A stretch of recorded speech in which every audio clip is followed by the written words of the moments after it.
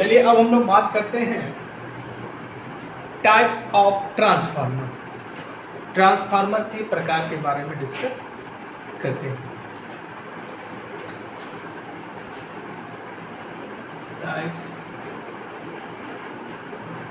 Of transformer.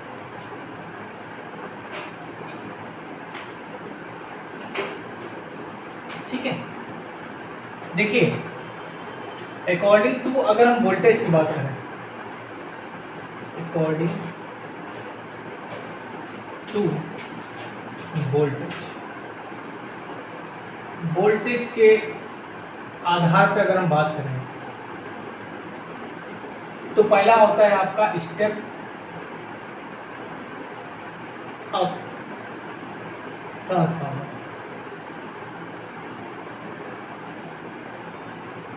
Step up transformer क्या होगा? ये आपकी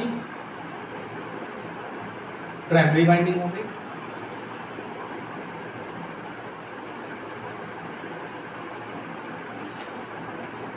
जिसमें आपके N1 टर्न्स हैं, और ये आपकी हो गई आपकी सेकेंडरी वाइंडिंग,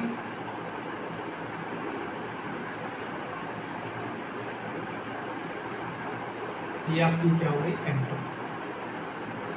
अब बच्चों स्टेप अप ट्रांसफार्मर में क्या होता है कि जो सेकेंडरी वाइंडिंग के जो टर्न्स होते हैं वो प्राइमरी वाइंडिंग के टर्न से ज़्यादा होते हैं। मतलब क्या होगा कि N2 बड़ा हो जाएगा आपका N1 से, या कह सकते हैं कि यहाँ पे जो हमको वोल्टेज मिलेगा, यहाँ पे जो हमको वोल्टेज मिलेगा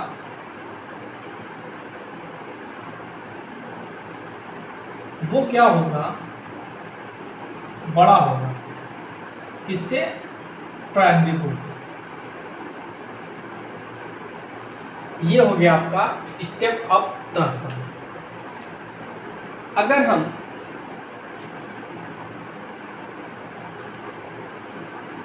स्टेप डाउन की बात करें, स्टेप डाउन,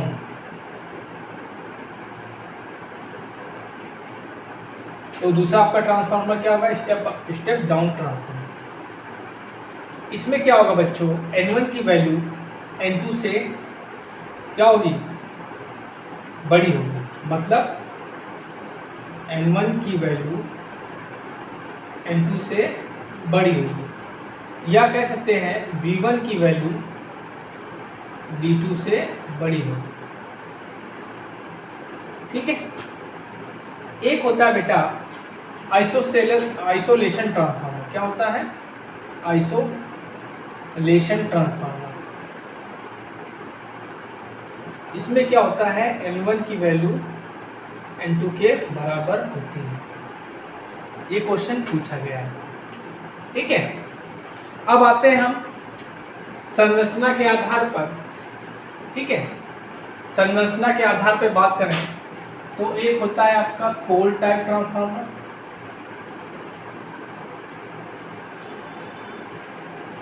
दूसरा होता है बेरी टाइप ट्रांसफार्मर, तीसरा होता है आपका सेल टाइप ट्रांसफार्मर। ये आप क्या है? बनावट के आधार पर। क्या है? बनावट के आधार पर। बनावट के आधार पर।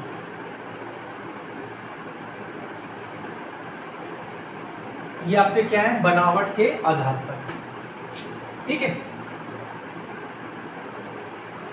आपका जो ट्रांसफार्मर का कोर होता है, ट्रांसफार्मर का जो कोर होता है वो किसका होता है? सिलिकॉन स्टील का बना जाता है। किसका? सिलिकॉन स्टील का। ठीक। लैमिनेट, इनको लैमिनेट करते हैं। किसको? लैमिनेट करते हैं।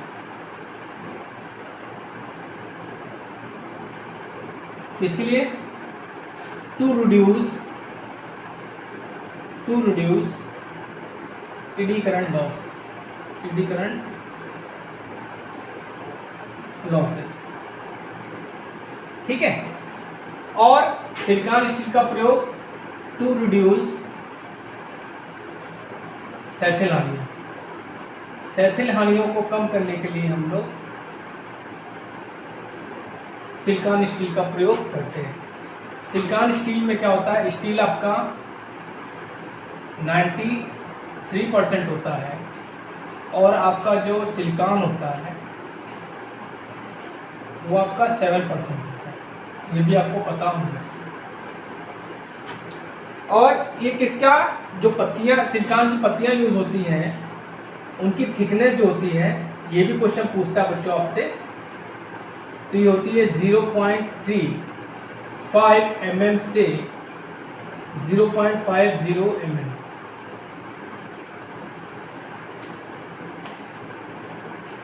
ये भी क्वेश्चन आपसे पूछता है, ठीक है।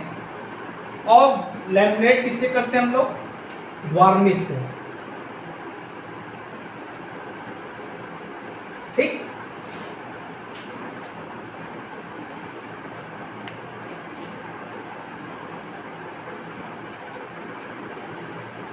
अब देखिए पहला हम लोग देखते हैं कोल्ड टाइप ट्रांसफार्मर, ठीक। तो देखिए कोल्ड टाइप ट्रांसफार्मर इस प्रकार का होता है।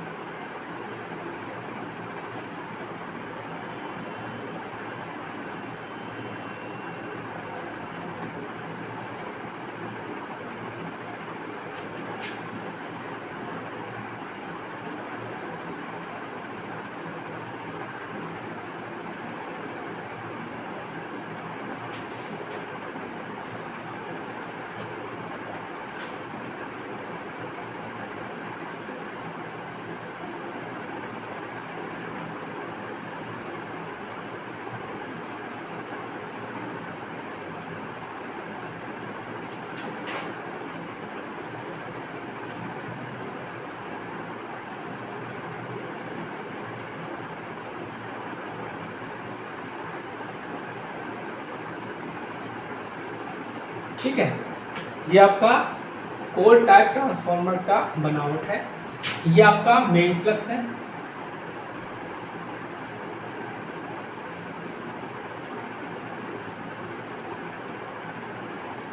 इसको बोलते हैं योक। और ठीक, ये आपकी क्या होती है, लो वोल्टेज वाइंडिंग होती है और ये आपकी क्या होती है, हाई वोल्टेज वाइंडिंग होती है, ठीक है। अब इसमें क्या होता है बच्चों, इसमें जो होता है, सॉरी, ये आपकी हाई वोल्टेज वाइंडिंग क्या होती है, आपकी हाई वोल्टेज वाइंडिंग होती है, ये आपकी लो वोल्टेज वाइंडिंग होती है, ठीक है। ये आपकी क्या होगी, हाई वोल्टेज वाइंडिंग होगी, आपकी लो वोल्टेज वाइंडिंग होगी, ठीक। इसमें क्या होता है, हम लोग क्या करते हैं, एल यू तथा आई, एल यू तथा आई पटलों का प्रयोग करते हैं।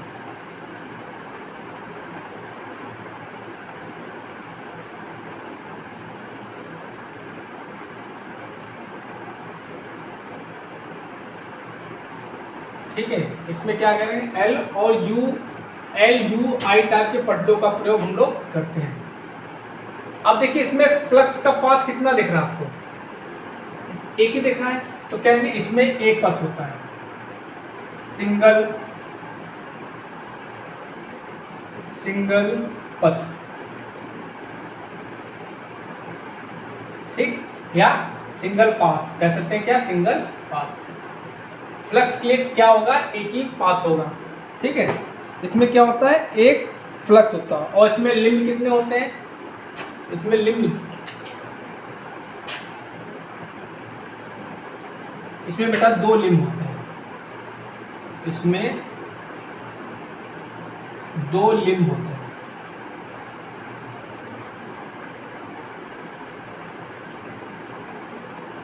इसमें क्या होते हैं, 2 लिंब होते हैं,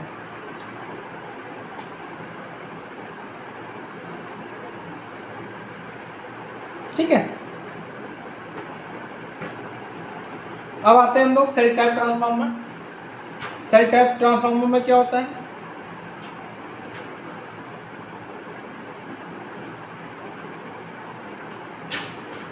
cell type transformer,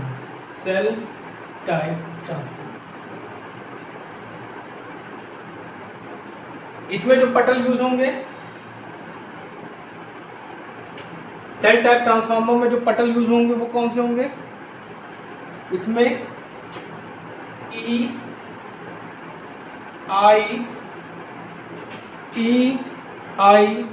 T U पटलों का प्रयोग करते हैं।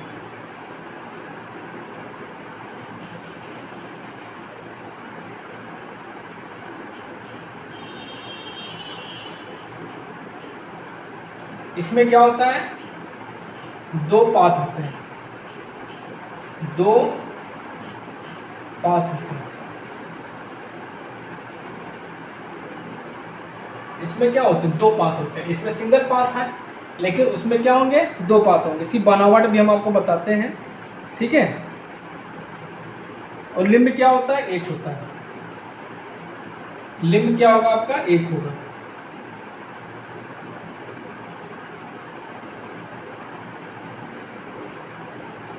चल इसकी इस बनावट देख लेते हैं।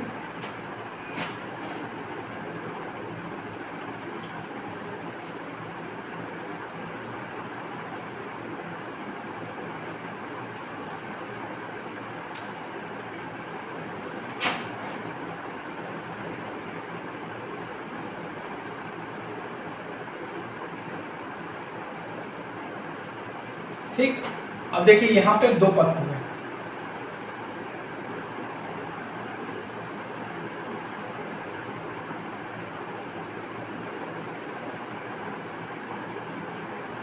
यहां पे देख सकते हैं क्या है? दो पथ हो गए, ठीक है। और यहां पे बाइंडिंग कर दी जाती है। तो यहां पे लिंब क्या हो गया? एक हो गया। लिंब आपका एक होगा। और इसमें पथ कितने होंगे? दो पथ। फर्स्ट पाथ और ये आपका सेकंड पाथ, ठीक है। ये आपका क्या होगा? सेल टाइप ट्रांसफार्मर होगा।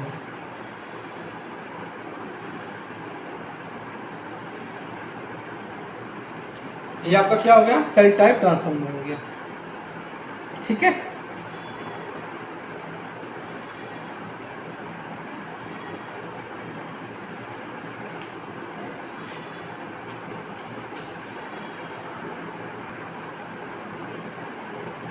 देखिए जो मेन ट्रांसफार्मर है मैंने आपको बता दिए।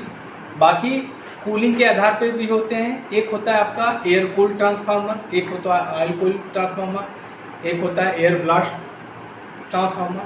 तो कुछ कूलिंग के आधार पे भी होते हैं, ठीक है। अब आते हैं हम लोग transformer on no load. Transformer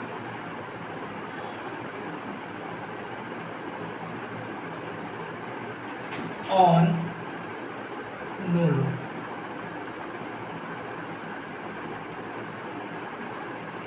ठीक, इसको पढ़ना जरूरी है क्योंकि, ठीक है। देखिए आपका ये क्या हो गया? ये आपकी ट्रांसफार्मर की प्राइमरी वाइंडिंग हो गई,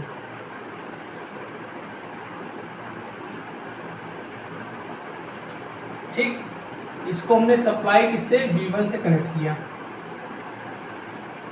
इसको हमने V1 सप्लाई दी थी, ठीक। इसका टर्न आपका प्राइमरी का N1 है, ठीक।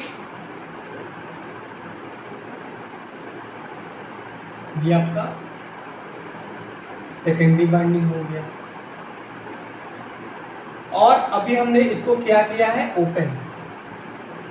ओपन सर्किट है। ओपन सर्किट होने पर यहाँ पे जो I2 करंट फ्लो होगी वो क्या होगी? 0 होगी, ठीक। ये आपका क्या है? N2 है। और यहाँ पे आपको वोल्टेज मिलेगा, आउटपुट वोल्टेज, ठीक। अब देखिए क्या होता है कि जब हम इसको सप्लाई देते हैं, जब मैंने आपको पहले इसका जो लेक्चर दिया है, कल रात में जो लेक्चर हमने अपलोड किया है, उसमें मैंने बताया था कि जब हम V1 सप्लाई देते हैं, V1 सप्लाई क्या होती है? अल्टरनेटिंग होती है। क्या होती है? अल्टरनेटिंग।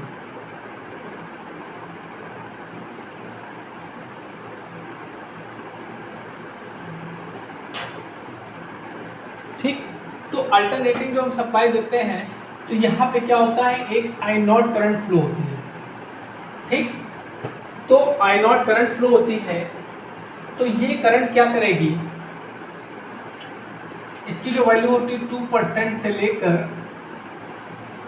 5% ऑफ I2, मतलब ये जो लोड करंट फ्लो हो रही है, अगर हम यहाँ पे लोड लगा देंगे तो इस वाइंडिंग में करंट एक फ्लो होने लगेगी, जिसको हम लोग लोड करंट बोलेंगे। इस लोड करंट का 2 से 5% ये होती है, ठीक। तो ये करंट क्या करेगी, ये कोर में फ्लक्स उत्पन्न कर देती है।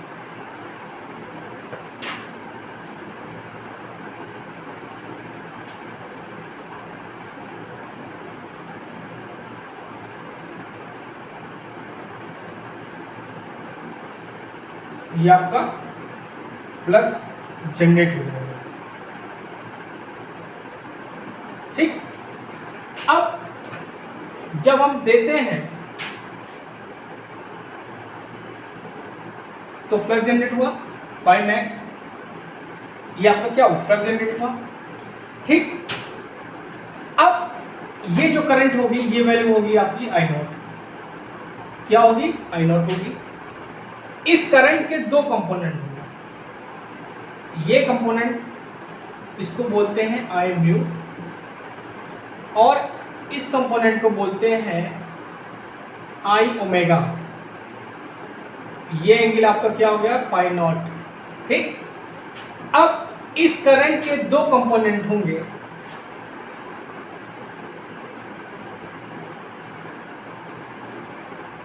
एक होता है आपका I म्यू और एक होता है आपका I ओमेगा।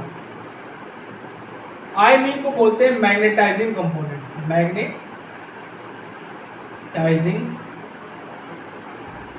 कंपोनेंट। मतलब ये कंपोनेंट क्या करेगा, इस फ्लक्स को स्थापित करता है कोर में, ठीक है। और इसकी वैल्यू क्या होती है, ये होती है I0 साइन पाई नॉट 0, ठीक। ये आपका V1 वोल्टेज हो गया, ठीक। अच्छा,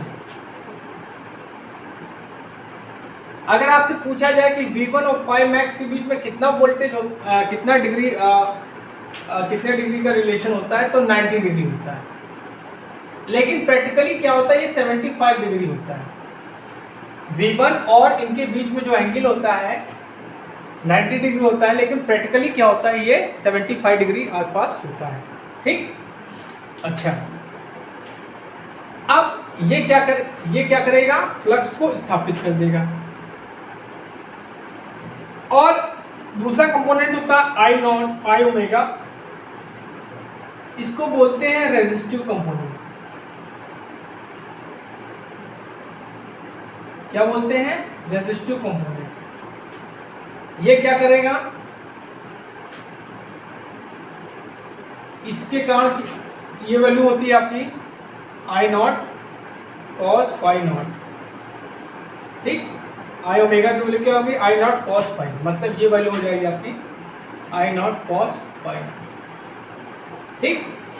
अच्छा, ये क्या करेगा, कोर लॉसेस करता है, कोर लॉसेस, मतलब कोर में क्या करेगा, लॉसेस क्रिएट करेगा, जिसको हम लोग क्या बोलते हैं, कोर लॉसेस बोलते हैं। या आप कह सकते हैं, इसको बोल सकते हैं आपको फिक्स लॉसेस,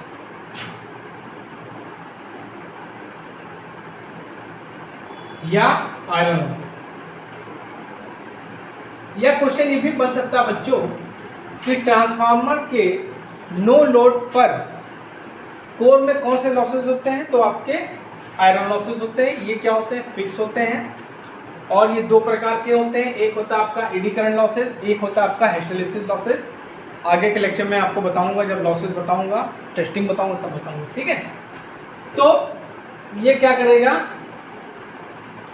कोर लॉसेस को क्रिएट करेगा। अब यहाँ पे क्या हो जाएगा, आपका E1 हो जाएगा, इसी पे आपका E2 हो जाएगा और इसी पे आपका V2 हो जाएगा, ठीक। यहाँ पे क्वेश्चन कभी कभी पूछ लेगा आपसे, कभी कभी पूछ लेता है कि V1 और V2 के बीच में एंगल कितना होगा, तो ये होगा आपका 180 डिग्री, ठीक। या कह लेगा V1 और E1 के बीच में एंगल कितना हो जाएगा, तो वो भी आपका 180 होगा। मतलब दोनों की वैल्यू बराबर होगी V1 और E1 की वैल्यू बराबर होगी, लेकिन ये हो जाएगा माइनस का E1, मतलब दोनों के बीच में एंगल कितना हो जाएगा, 180 डिग्री का डिफरेंस हो जाएगा। ठीक है, और क्या होगा यहाँ पे जो I0 होगा वो क्या होगा, under root times of I mu square plus I omega square होगा। ठीक, तो आई होप आपको ट्रांसफार्मर का नो लोड कार्य वर्किंग समझ में आया होगा। ठीक है, नेक्स्ट लेक्चर में आपको मैं ट्रांसफार्मर का, चलिए ट्रांसफार्मर का कुछ बता देते हैं और बता देते हैं आपको। ट्रांसफार्मर का इक्विवेलेंट सर्किट आपको बता देते हैं, क्योंकि ये कभी कभी एग्जाम में पूछा गया है। ठीक है, आपके स्टैंडर्ड का नहीं है, लेकिन आपके एग्जाम में पूछा गया है। ठीक है,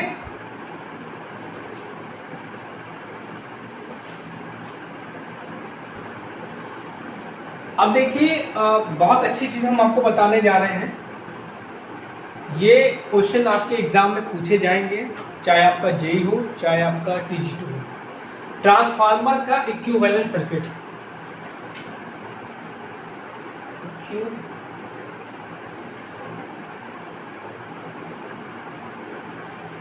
इक्विवेलेंट सर्किट,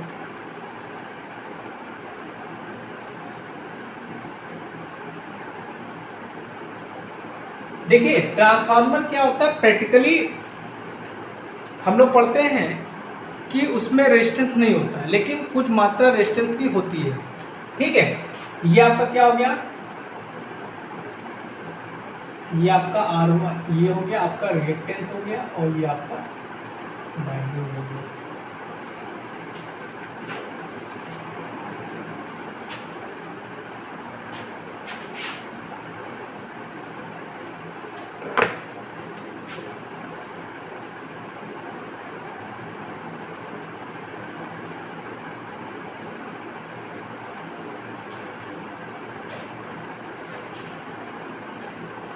ठीक, ये हो गया, और ये आपका सेकेंडरी बाइंडिंग हो गई, ये आपका रेजिस्टेंस हो गया, ये आपका, ठीक, ये आपका क्या हो गया, V1 हो गया, ये आपका हो गया आपका R1, ये आपका हो गया X2। ठीक, ये आपका क्या हो जाएगा, N1। ठीक, और ये आपका क्या हो जाएगा, N2। ठीक, यहाँ पे बच्चों आपको क्या मिलेगा, यहाँ पे जो होगा आपका E1 होगा, और यहाँ पे क्या हो जाएगा आपका E2 हो जाएगा। यहाँ पे आपको क्या मिलेगा, V2 मिलेगा।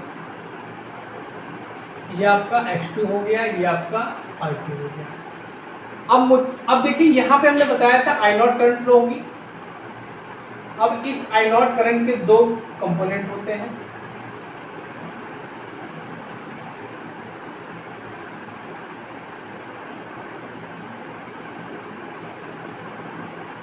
ये आपके I0 होगी, ये होगा आपका I म्यू, और ये होगा आपका I ओमेगा। ठीक, अच्छा, अब मुद्दे की बात करते हैं, तो आपका इक्विवेलेंट सर्किट हो गया ट्रांसफार्मर का। ये जो मैंने बनाया है ट्रांसफार्मर इक्विवेलेंट का सर्किट हो गया। अब मुद्दा क्या है, मुद्दा कभी कभी क्वेश्चन पूछ लेता है कि ये रेजिस्टेंस इधर ट्रांसफर कर दिया गया और ये रेजिस्टेंस इधर ट्रांसफर कर दिया गया, तो टोटल रेजिस्टेंस की वैल्यू निकालिए या टोटल रिएक्टेंस की वैल्यू निकालिए। ठीक है, मान लीजिए क्वेश्चन हमने करवाया भी है, क्वेश्चन आया कि अगर R2 को जब हम इधर शिफ्ट कर देंगे या X2 को हम इधर शिफ्ट करेंगे तो टोटल रेजिस्टेंस की वैल्यू क्या होगी या टोटल रिएक्टेंस की वैल्यू क्या होगी, तो ये आपको आना चाहिए। चलिए स्टार्ट करते हैं। जब हम प्राइमरी रेजिस्टेंस को R1 को सेकेंडरी में शिफ्ट करेंगे, सेकेंडरी में ट्रांसफर करेंगे,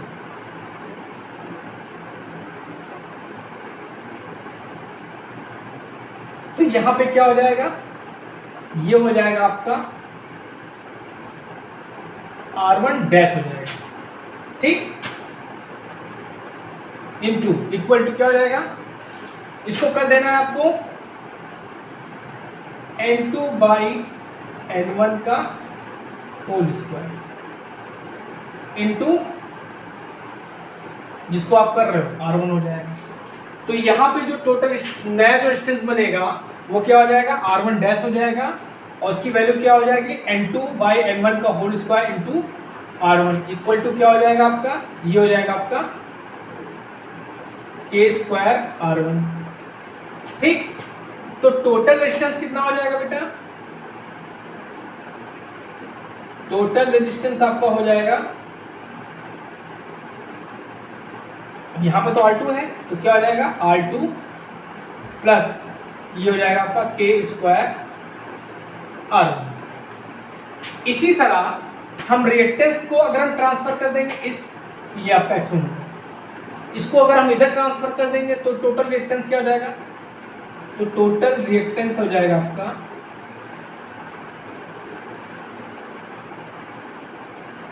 X2 plus K square X1। ये आपको याद रखना है दिमाग में, ठीक। अब अगर हम इसको इधर ट्रांसफर कर दें तब क्या होगा टोटल रिएक्टेंस और रेजिस्टेंस, क्योंकि इसमें के क्वेश्चन बच्चों पूछे गए हैं और मैंने कराए भी हैं। तो अब जब हम क्या करेंगे, R2 को प्राइमरी में ट्रांसफर करेंगे, प्राइमरी में ट्रांसफर करेंगे,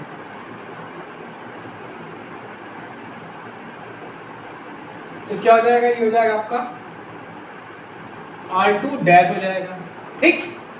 अब यहां पे क्या हो जाएगा, N1 बाई N2 का होल स्क्वायर हो जाएगा, उल्टा कर देंगे, N1 बाई N2 का होल स्क्वायर इंटू R2 हो जाएगा, ठीक। और यहां पे क्या हो जाएगा, देखिए हम लोग क्या जानते हैं, हम लोग जानते हैं कि N2 by N1 equal to होता है आपका K।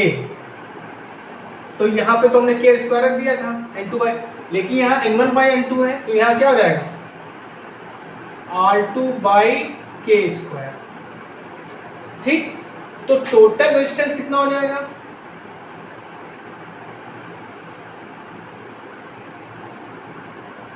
तो टोटल रेजिस्टेंस आपका कितना हो जाएगा, R1 plus R2 by K square, ठीक है। इसी तरह अगर हम टोटल रिएक्टेंस निकालेंगे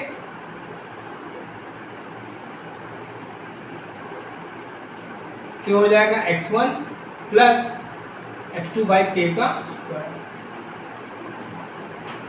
नेक्स्ट लेक्चर में हम आपको करंट का बताएंगे, करंट शिफ्ट करनी होगी तो कैसे होगी, ठीक है। आज के लिए इतना बहुत है।